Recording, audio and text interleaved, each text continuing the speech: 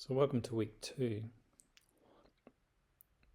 So each week we'll be building on the concepts, ideas and experiences of the previous week. So hopefully you've already got some kind of established practice around breathing awareness and also started to explore the idea of deeper diaphragmatic or belly breathing, as we call it, with some of the little extra techniques such as Ujjayi. All these are designed to be part of the pranayama experience, and each of them indeed provide benefits. So this week we'll go a little bit deeper into the mechanics of breathing, which really refers to anything from the nose to the throat to the way the lungs move to the way the chest wall and the abdomen or the belly moves when we breathe, the diaphragm. And this is important because when these parts of our body are not working effectively or in a healthy way, this really affects not only the physical nature of breathing, but also the fact that breathing affects brain function. And so brain function is affected, which can result in all sorts of concerns such as anxiety or a sense of breathlessness.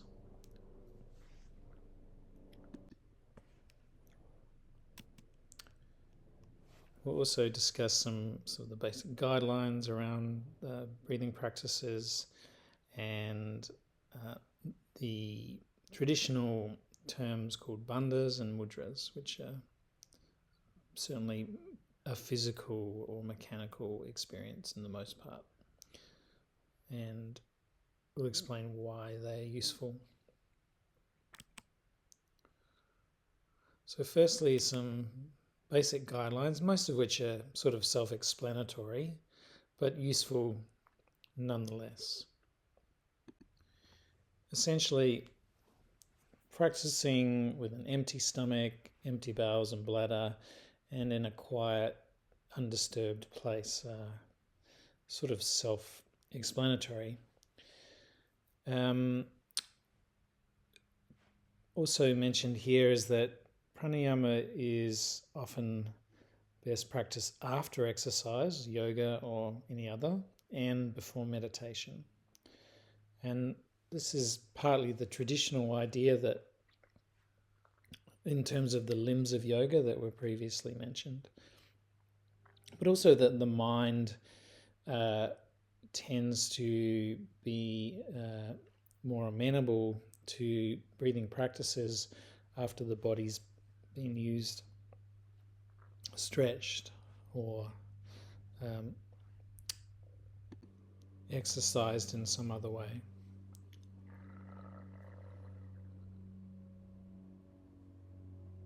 The last few points around the mudras that we'll come to a little bit later in this session, so we'll move on from there. Just to mention that in the traditional yoga, which includes pranayama, really the foundational principle above all else is this idea of steadiness and ease, or calm balance. Sriya Sukha Asanam. Now, whether that's in your body, or in your breathing, or in the mental functions. And translated from Patanjali, who's considered the sort of founding practitioner 2,500 years ago or so, talking about the posture of the body, the asana, being able to be maintained so there's a sense of stillness within that. And pranayama, one interpretation, is this idea of the slowing down of the breath to a default quiet state. We'll go into that a little bit more next week. But again, it comes back to this idea of balance, of regulating body and mind, so that the experience is most beneficial for us.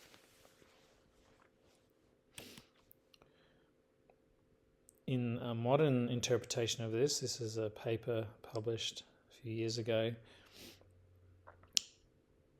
It talks about this idea that our general life is preoccupied with mind wandering and chronic mental preoccupation, and what yoga and pranayama can offer is the antidote to that. So it's a technical paper with lots of sciencey terms. If you're interested in that sort of thing, you can look it up. But I'm fascinated by the idea of this traditional expression many centuries ago and the modern interpretation, and not a lot's changed, just a few language terms.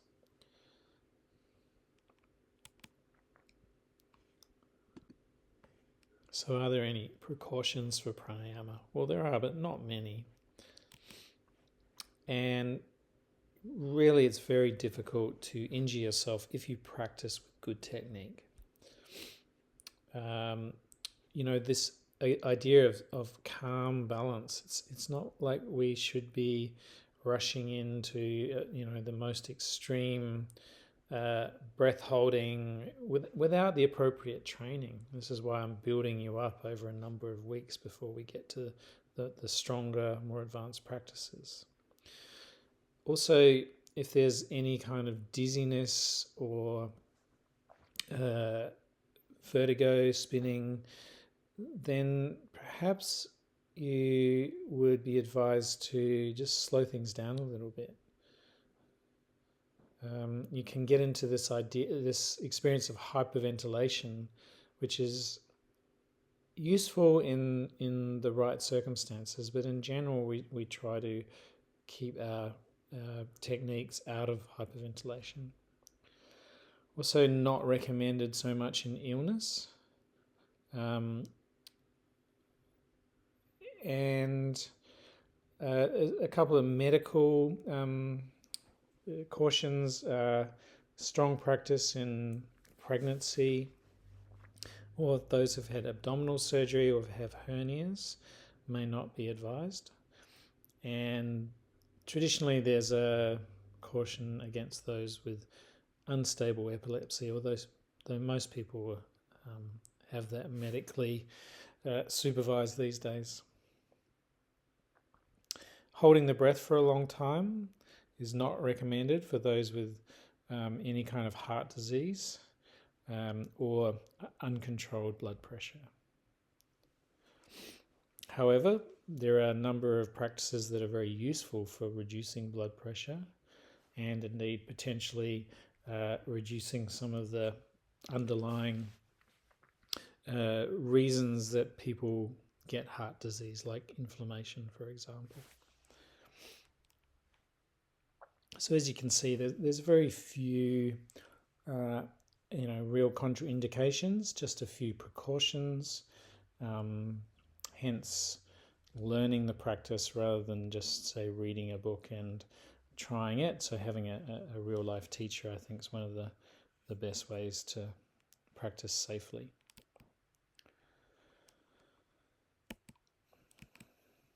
So there's a book called A Practical Guide for Breathwork by Jesse Kuma. And one of the best things about this book is that there are 4 keys to getting the most out of the breathing practices.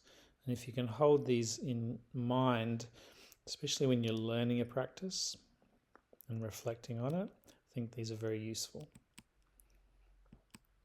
So the first one is that it's a focus training. And this is the reason that breath awareness is the first thing we practice. We're just learning to feel, learning to get inside the body. And as we practice that, we get better at it. And this can increase what's called the mind-body connection, and you'll become better at coordinating, better at using your diaphragm and the other muscles of breathing that we'll talk about in a minute. It's also a focus training for the mind. And in the Buddhist tradition called Vipassana, this is indeed the practice that is taught in the first part of the Vipassana training.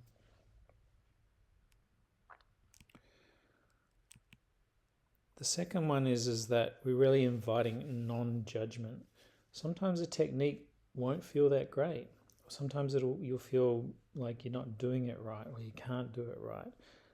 I think everyone has these experiences. And so one can, this idea of leaving the ego at the door, just letting things be and letting things evolve without trying to create any real expectations on what can happen. Also, people's experiences session to session would be different, and different experiences between different people is very common. One person might love it, one person might feel really uncomfortable. So really inviting you to acknowledge these experiences, especially in the group sessions, and allow everyone to have their own experience. No matter how powerful or unpleasant an experience can be, they can still be beneficial in the ways that we may never understand, but we might get to experience.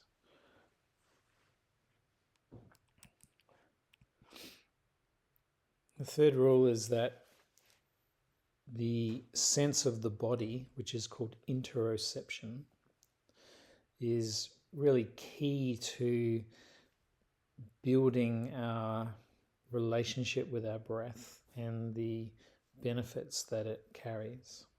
It's a communication technique between the body and the mind. It includes sensation, balance, pressure, pulsing, pretty much any sensation we can experience. But what we know, and we'll talk a little bit more about this in a second, is that interoception is the way that the brain uses messages from the body to create balance, to create the experience of emotions, of motivations, of perceptions, and even of thoughts. For example, one simple one is that the part of the brain monitoring blood sugar says in the body, which is in the body itself, says, oh, my blood sugar's going below my ideal level. This is below the level of consciousness. From there, there's a complex set of hormones that get released, that float around, and lo and behold, suddenly there's the experience, the feeling or emotional state of hunger. And lo and behold, suddenly there's a thought of food in the mind. And often it just pops up. Oh, food. Where will I get it from? Start planning. Start getting these motivational signals to find food. Look in the pantry, look in the fridge, go to the shops, think about recipes. It all comes from deep within the body. So breathing is similar to this, except it happens moment to moment, breath to breath. And so when we shift our breathing pattern, our habitual pattern, we can very much influence the state of the mind, of the brain function, moment to moment.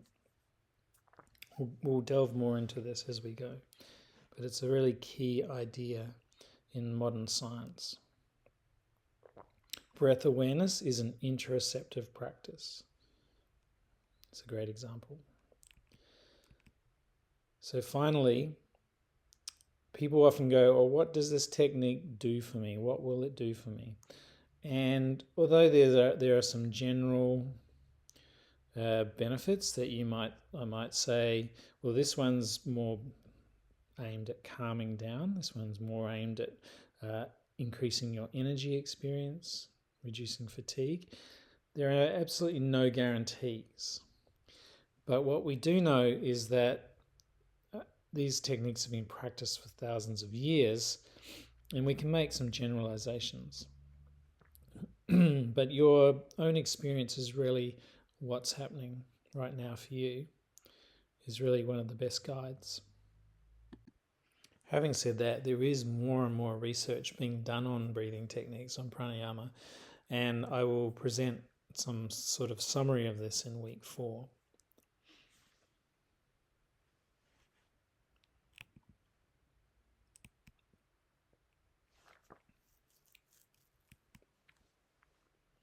So just to highlight this idea of interoception a little bit more, it's the sensing of the internal state of the body. And interoception is mostly unconscious, although if it gets very intense, it becomes conscious, pain being the classic example. So in this diagram, you'll see there's lots of body parts sending messages through nerves and through hormones and so forth into the brain.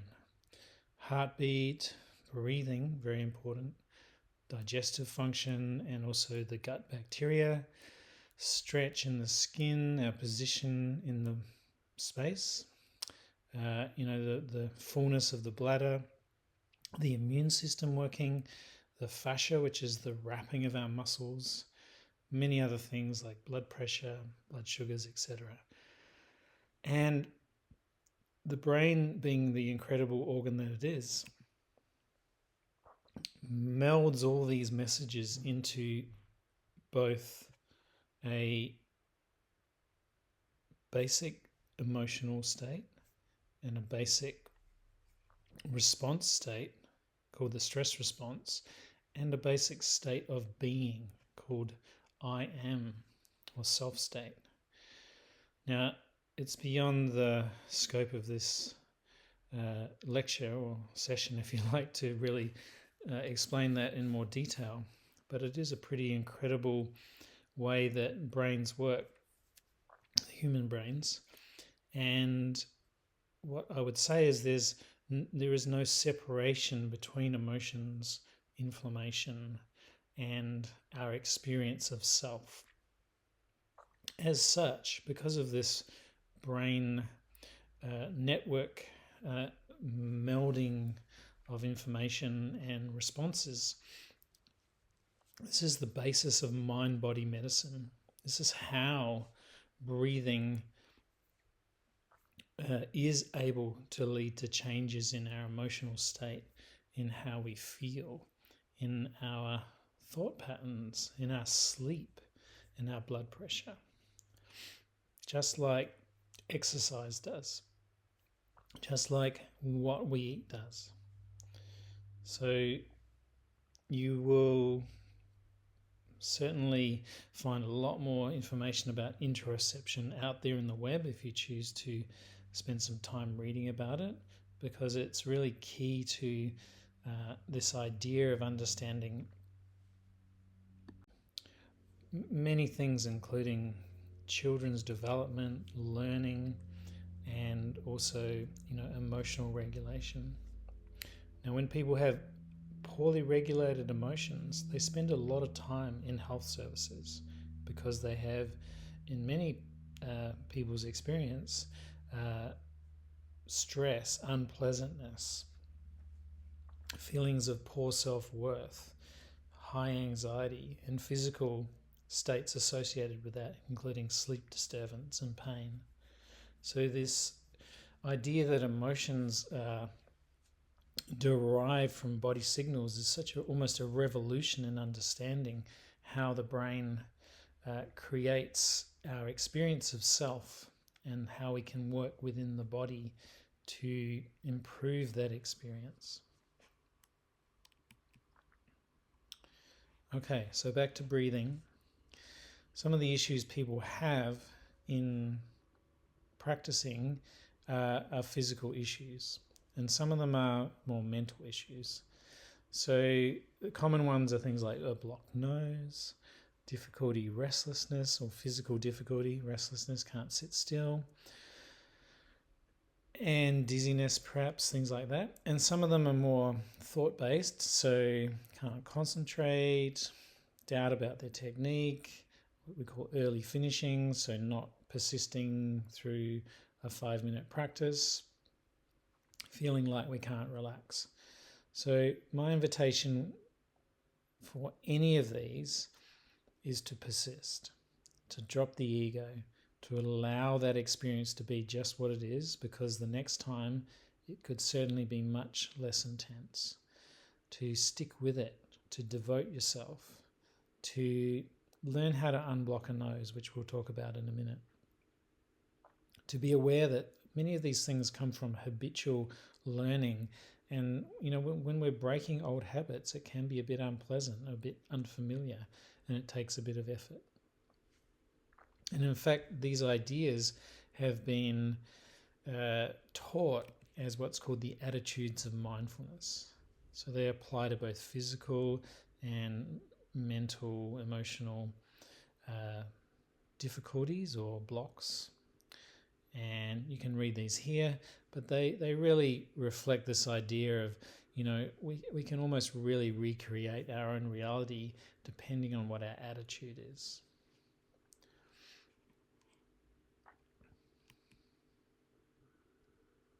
A couple of other tricks, if you like, in terms of our breathing practice to maintain this focus, to maintain our concentration. The first one is internal gazing by stilling the eyes. So one thing you might just notice this week in your breathing awareness practice is what's happening to your eyes as you're breathing.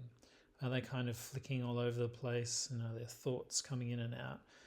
What happens if you just soften the eyeballs? Try to keep them in a neutral, fixed position.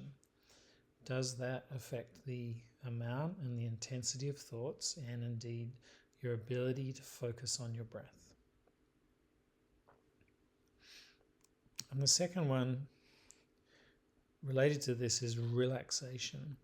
Can you, just like the eyes, relax your face, relax your jaw, relax your shoulders, relax your mind, invite some of the attitudes I just mentioned into the practice. And finally, mudras. We'll talk about this in more detail in a second.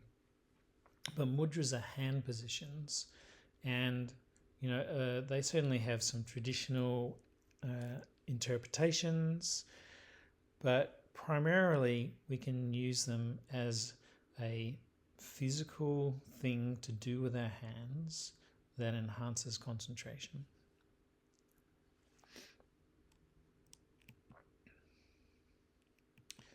So I'm going to show you some of the mudras that I'll invite you to practice throughout the rest of the 5 weeks.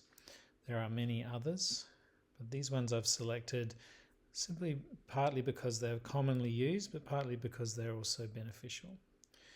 So first one you may have seen or practiced, Chin Mudra or Gyan Mudra, stability, concentration. Second one, Anjali Mudra.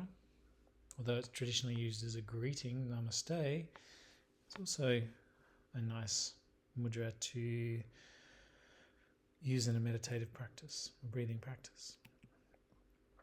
Jiva Mudra is a tongue position that we'll spend a little bit of time on in the session. The tip of the tongue is placed just above the back teeth.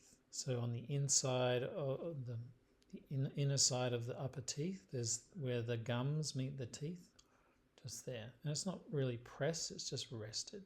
But what this does is just slightly lift the tongue and open up the airway of the nasopharynx, which is the part of the airway where the nose cavity and the mouth cavity meet. It also activates the nerve of the tongue, which also links into the vagus nerve, which is very important, and we'll talk a lot about that in a future session. Dhyana mudra. Dhyana means concentration. It's a very nice mudra to practice any meditative practice in. And finally, Shambhavi mudra. Now this is a variation on the eye, the idea of how the eyes are placed or moved. So just before, I was inviting you to consider stilling the eyes in a neutral position. So Shambhavi mudra is a more active movement of the eyes. So both eyes look up towards the middle of the forehead, the third eye or the sixth chakra, Ajna chakra. Now, personally, I prefer to do this with closed eyes because opening eyes is too intense. And you can try this yourself. Often we practice Shambhavi mudra at the end of a pranayama practice. Not during it, but at the end.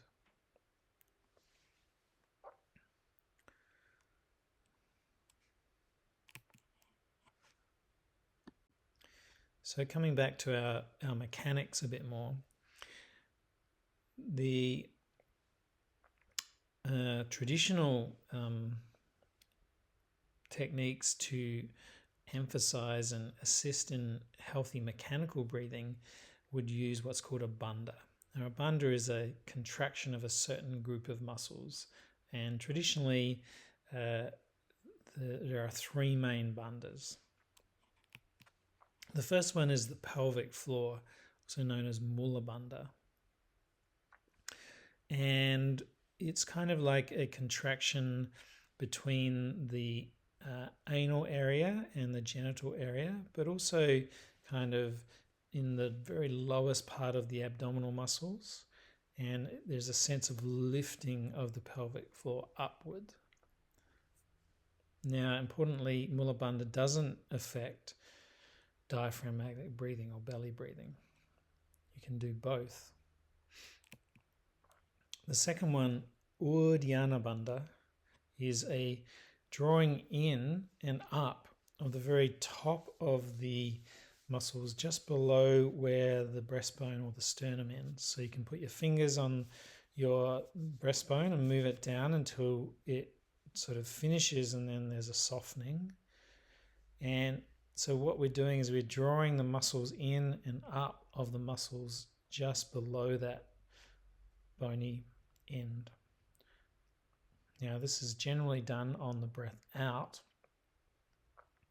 and also on an empty stomach. And finally, Jalandhara Bandha is a neck lock. Now, this is the least requires the least movement of any of the muscles, but so what it is a slight drawing in of the chin and a lifting of the crown, so the back of the neck lengthens slightly. So what we're doing is kind of compressing the front of the neck, and what this does is it actually puts pressure on some nerves called the carotid bodies, which are in the carotid artery, that will have a big role in regulating heart rate, blood pressure, and general what's called autonomic function or unconscious nervous system function. So this is a beneficial signal, interoceptive signal, that goes back to the brain. So this is where these bandhas are practiced. Here's some better diagrams for you. So Jalandhara Bandha, you're still able to breathe through the nose. However, many of these bandhas are done on a breath hold. I'm introducing them here this week. Mula Bandha, where we're drawing up these areas where the arrows are of the pelvic floor. Still able to breathe easily, especially in the side ribs. And Uddiyana Bandha, you can see the contraction of the abdomen, and it's actually drawing up towards the heart. Now, it can also be done seated. And this picture shows this person standing. Again, it's a strong stimulator of the solar plexus, plexus means nerve bundles, which is many nerves, many millions of nerves that when you stimulate them, they send signals to the brain.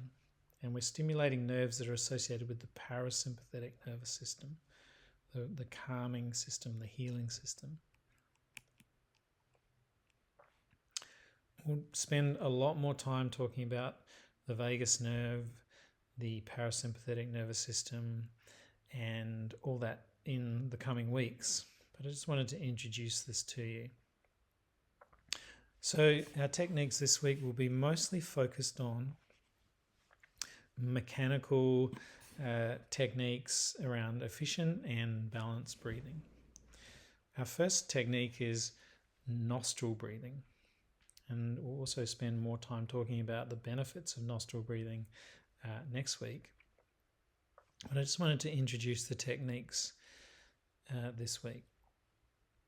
So there's a number of variations in nostril breathing, Nadi Shodhana. Firstly, what we do is we use Vishnu Mudra, another mudra, to have the thumb and the fourth finger available to press on the right for the thumb and the left nostrils for the fourth finger if you're using your right hand. So you can block one nostril and breathe through the other. So the techniques are all variations on this idea that when we block one nostril and breathe through the other, we develop more concentration. It also stimulates areas in the nostril cavity which are very strongly influence brain function. And these are considered really good balancing, sort of stabilizing techniques. So the first technique will be in and out through the left nostril, through the moon channel or the yin channel or the feminine channel. So it's considered a more cooling practice. Second technique, Surya Vedana, only through the right nostril, more a warming technique. Then in variation 2, we'll move to in left, out right, times 5, and then in right, out left, times 5. In variation 3, which is perhaps the most classic practice that you will have maybe done in yoga before, it'll be in left, out right, in right, out left. Inviting always a slow and focused breath through whichever nostril. Also inviting you to practice Ujjayi breathing and Jiva Mudra with the tongue.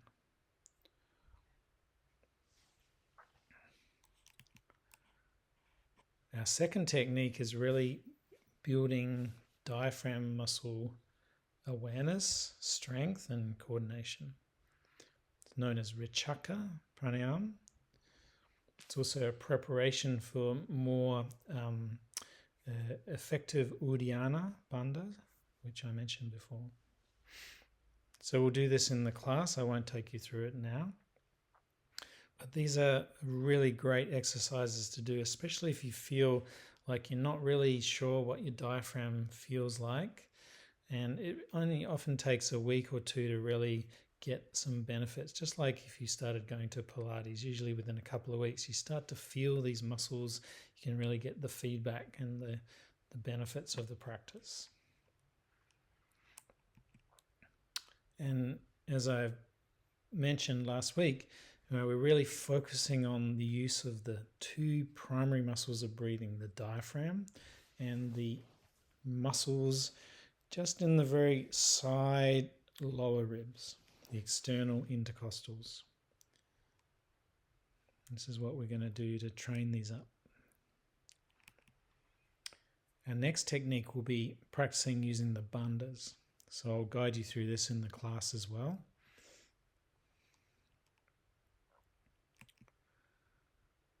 Then we'll go to a true classic of pranayama called Bhastrika, or bellows breath. This is where you can put all these ideas into practice. The idea of practicing a relatively active technique in a relaxed manner. The idea of having the balance between the inhale and the exhale, using the bandhas, using the muscles of the bandhas itself at the end of the practice, which I'll talk about when we do the technique. Also persisting for 30 seconds to 1 minute in the technique. Just what is it like to actually practice that length of time? And the final technique for week 2 will bring you down again into a nice calming technique that focuses on the base chakra area, but the ring of muscles in the pelvic floor. But this is a more meditative technique derived from Kundalini yoga, and it's kind of a combination between breath awareness and the use of the Mula Bandha muscle locks. And again, for home practice, I'll mention this in the session, 10 minutes a day of breathing awareness, plus your pick of one of the techniques at least once a day, 10 minutes, trying to get through and practice the variety of techniques we've done over the week. And also recommending some reflection, keep a journal, consider the questions that I've asked there, maybe making some notes.